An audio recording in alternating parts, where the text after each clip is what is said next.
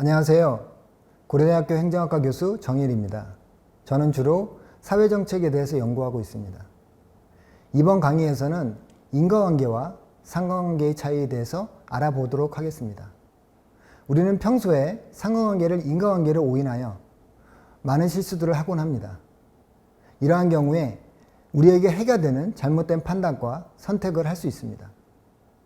정부 정책의 경우에도 상관관계를 인과관계로 오인해서 정책을 디자인하는 경우에 국민에게 도움은 되지 못하고 세금만 쓰는 정책이 될 수 있습니다. 상관관계는 두 현상 간에 어떠한 관련성이 있음을 의미합니다.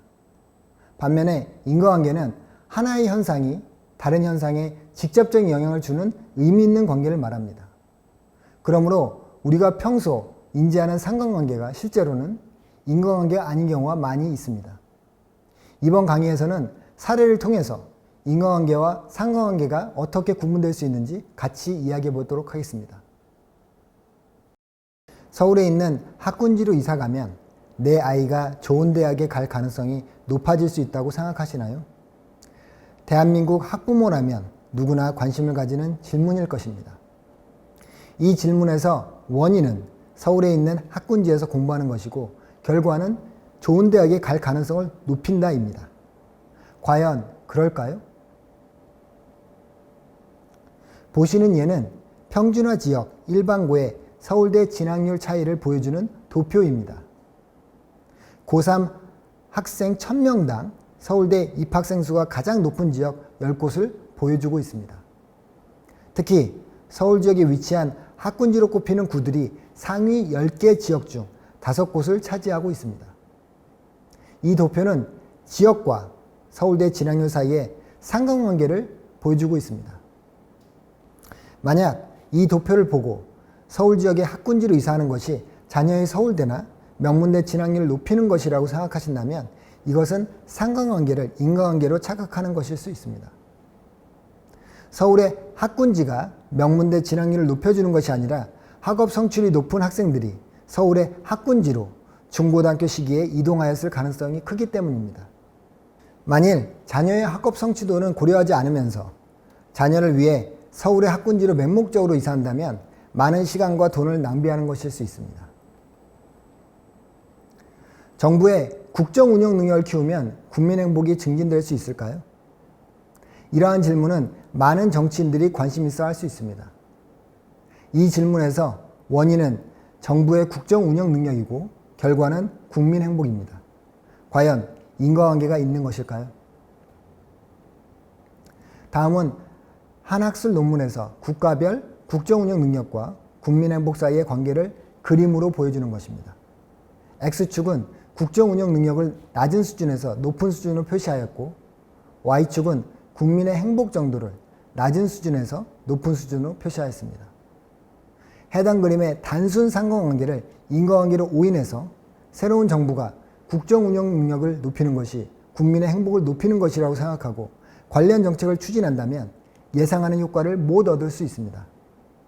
실제로는 제3의 주요 요인으로 사회 전반의 민주화 정도가 우리가 관심 있어 하는 국정운영 능력과 국민의 행복에 모두 영향을 미치고 국정운영 능력이 국민의 행복에 직접적으로 미치는 영향이 약할 수 있습니다. 이러한 경우 우리가 보고 있는 국정운영 능력과 국민 행복 간의 관계는 민주화의 정도에 의해 나타난 허구적인 관계이거나 과대평가된 인과관계일 수 있습니다. 대한민국 저출산 정책은 출산율을 높이는 데 실패한 것일까요? 이 질문에서 원인은 정부의 저출산 정책이고 결과는 출산율입니다. 다음의 도표는 저출산 정책과 출산율을 함께 보여주고 있습니다. 2006년부터 시행되어 온 저출산 고령사회 1차에서 3차 기본계획 내에 세부 정책과 관련된 지출 예산을 보여주고 있습니다. 그간 기본계획이 바뀔 때마다 지출 예산은 40조에서 109조 그리고 197조까지 늘어왔습니다. 그러는 동안 합계 출산율은 2006년 1.13명에서 2011년 1.24명으로 소폭 상승하였으나 2016년 1.17명으로 하락하더니 2021년에는 0.81명까지 감소하였습니다. 해당 도표는 시간 흐름에 따른 정책 변화와 합계 출산율을 단순 비교하여 보여주고 있습니다.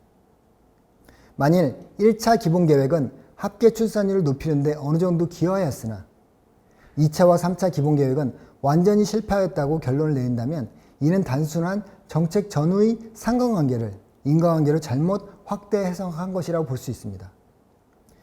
2006년에서 2021년까지 있었던 노동시장, 부동산시장, 여성의 고등교육 수준 등의 변화를 감안하지 않는다면 정책으로 인한 인과관계를 제대로 파악할 수 없을 것입니다. 예시를 통해 같이 살펴보았듯이 데이터 분석 자료만으로 인과관계를 밝혀내는 것은 어려운 일입니다. 그럼 우리가 관심 있는 현상과 사건 간의 인과관계를 밝히기 위해서 알아두어야 할 주요 변수와 인과관계 경로를 살펴보도록 하겠습니다. 첫 번째로 교란 변수에 대해서 살펴보도록 하겠습니다. 교란 변수란 우리가 관심 있는 현상과 사건에 영향을 주는 제3의 변수를 말합니다. 교란 변수의 영향이 강하면 실제로 관심 변수 간에 인과관계가 없음에도 인과관계 있는 것처럼 오인할 수 있게 됩니다. 예를 들어 대학 교육이 소득에 영향을 미치는 인과관계에 대해서 우리가 관심을 가지고 있다고 해봅시다. 여러분들이 주위에서 일반적으로 관찰하는 대학 교육을 받은 사람들이 더 많은 소득을 버는 현상은 단순한 상관관계일 수 있습니다. 그럼 과연 교란 변수는 무엇일까요? 대학 교육과 소득에 모두 영향을 미치는 교란 변수 중에는 우리가 쉽게 측정할 수 있는 개인의 IQ, 부모의 교육 수준, 부모의 재력 수준, 형제자매 유무 등이 있을 수 있고 측정하기 어려운 개인의 능력, 학업에 대한 의지, 부모의 교육에 대한 관심 등이 있을 수 있습니다. 이러한 교란 변수를 모두 통제하여 같은 조건으로 두지 않으면 대학 교육의 소득에 미치는 영향을 정확히 파악할 수 없습니다. 여기서 보듯이 측정이 쉬운 교란 변수는 통제가 가능하지만 측정이 힘든 교란 변수는 통제하기 힘들 수 있습니다. 어느 데이터 분석이든 이렇게 통제하기 힘든 교란 변수가 존재할 수 있고 이러한 교란 변수를 통제하지 못하면 인과관계를 정확히 파악하기 힘들 수 있습니다. 다음으로 데이터 분석을 통해 인과관계를 밝히기 위해서 알아야 할 변수는 매개 변수입니다. 여기에서도 데이터 분석을 통해 대학 교육이 소득에 미치는 영향을 알고 싶다고 가정합시다.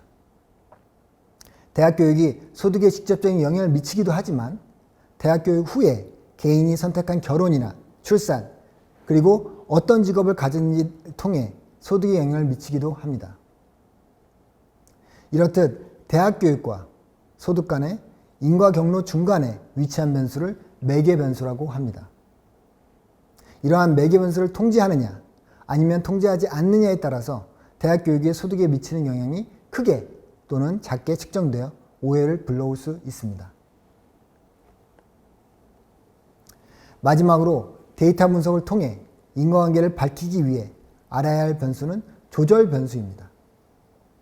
여기서도 대학 교육의 소득에 미치는 영향을 알고자 한다고 가정합시다. 대학 교육이 소득에 미치는 영향은 개인의 성별이나 태어난 연도에 따라 달라질 수 있는데 이러한 변수들을 조절 변수라고 할 수 있습니다. 조절 변수를 제대로 파악하고 사용해야 인과적 영향의 크기가 개인이 타고난 고유의 특성별로 어떻게 달라질 수 있는지 파악할 수 있습니다. 마지막으로 데이터 분석을 통해 인과관계를 파악하기 위해서 주의하고 고려해야 할 사항들을 정리해 보도록 하겠습니다. 먼저 인과관계를 보여주지 못하는 대표적인 사례로 다음 세 가지를 들 수 있습니다. 첫째, 단순히 주요 정책이나 사건의 전후를 비교하여 사건의 인과관계를 파악하려 하는 경우. 둘째, 단순한 그룹 간의 비교를 통해 인과관계를 파악하려 하는 경우. 셋째, 현상 간의 단순한 상승 관계 또는 하락 관계를 통해 인과관계를 파악하려는 경우가 있습니다. 이런 세 가지 경우 나타나는 상관관계를 인과관계로 오인할 수 있으므로 주의해야 합니다. 추가적으로 인과관계를 제대로 파악하기 위해서 주로 고려해야 할 사항들을 다음과 같이 정리할 수 있습니다. 먼저 원인 변수와 결과 변수를 정확히 파악해야 합니다. 다음으로 인과 경로에서 교란 변수가 모두 고려되었는지 확인해야 합니다. 또한 매개 변수를 통해 인과관계를 보려는 것인지 아닌지 확인해야 합니다. 마지막으로 조절 변수에 의해 집단별 인과관계의 변화를 보려는 것인지 확인해야 합니다. 인과관계와 상관관계의 차이를 이해하고 인과관계를 제대로 파악하고 측정하는 것은 개인적인 측면에서는 우리의 삶을 더 편리하고 이롭게 하는 데 도움이 됩니다. 또한 국가 수준에서는 국민에게 순영향을 주는 정책을 제시하고 집행함으로써 국가 발전과 사회적 안정을 이루는 데 도움이 됩니다. 감사합니다.